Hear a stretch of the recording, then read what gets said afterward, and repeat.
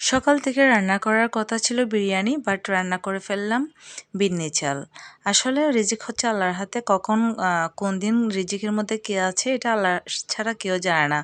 আপনার রিজিকের মধ্যে যদি পোলাও থাকে, আপনি যদি শুটকি রান্নাও করেন, তারপরেও আপনার রিজিকটা পরিবর্তন হয়ে যাবে। আসসালামু আলাইকুম গাইস, কেমন আছেন সবাই? নিশ্চয়ই সবাই ভালো আছেন। যেহেতু অনেকদিন পরে আমি বিন্নি চাল রান্না করব, রান্না করতে গিয়েছিলাম বিরিয়ানি, বাট রান্না করতে গিয়ে দেখেছি বিরিয়ানির মশলা নাই। তো চোখে পড়লো বিন্নি চালগুলা। যেহেতু আমার বোনে বিন্নি চালগুলা দিয়েছিল আমাকে অনেক আগেই, উনি আমাকে অনেকবার দিয়েছিল, বাট রান্না করে খাওয়া হয় না। যেহেতু আমি পারফেক্ট রান্না করতে পারি না, তো আজকে ট্রাই করলাম। এখানে আমি বিন্নি চালগুলা ফুটন্ত গরম পানির মধ্যে দিয়ে দিয়েছিলাম। ফুটন্ত আমি শুনেছিলাম যে ফুটন্ত গরম পানিতে যদি বিন্নি চাল রান্না করা হয়, তখন নাকি অনেক বেশি ঝরঝরে হয়।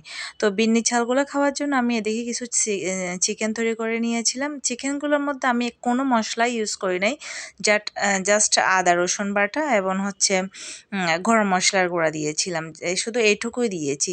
এখানে আমি নারিকেল দিয়ে রান্না করব। আমি কিছু নারিকেল বিন্নি চালের মধ্যে দিয়েছিলাম, আর কিছু নারিকেল ছিল। ওই নারিকেলগুলো ভাবলাম যে আমি অনেক দিন ধরে খুব খেতে ইচ্ছে করতেছিলাম মাংস দিয়ে, মাছ দিয়ে নারিকেল, তো তৈরি করে ফেললাম। আসলে রিজিকটা হচ্ছে আল্লাহর হাতে, কখনো রিজিকের মধ্যে কখন কি আছে কেউ বলতে পারে না।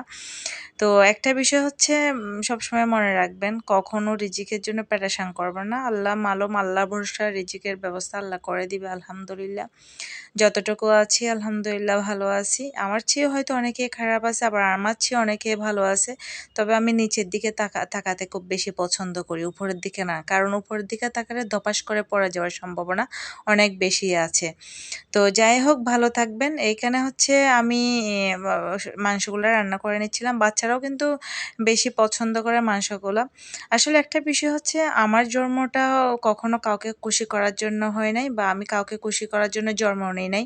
আমাকে আল্লাহ তাআলা পাঠিয়েছে আমাদের ইসলাম ধর্মকে পরিপূর্ণভাবে বোঝার জন্য, সেখান থেকে জ্ঞান আহরণ করার জন্য, এবং সেই পথে আল্লাহ এবং আল্লাহ রসুলের যে কাজগুলো করেছে সে অনুযায়ী চলার জন্য। মানুষের চলার পথে কিন্তু অনেক ভুল ভ্রান্তি থাকতে পারে, মানুষ ফেরেশতা না, অনেক ভুল হয়, আবার মানুষ শুধরিয়ে যায়। এই যে শুধরানোটা, ভুল করা, শুধরানো, এই যে পরিবর্তন বিবর্তন, এগুলো থাকবেই। তো আমি এইসব করার পরে, রান্নাবান্না করার পরে আমি জাস্ট ভাবলাম যে আনারস খাচ্ছিলাম। অনেকদিন ধরে আনারস খেতে ইচ্ছা করতেছিল। আমি আমার ভাবিকে বলার সময় আমার হাসব্যান্ড শুনে ফেলেছে যে আনারস খেতে ইচ্ছে করতেছে, তো উনি আমার জন্য কয়েকটা আনারস নিয়ে এনেছিল। তো অনেক বেশি মিষ্টি ছিল।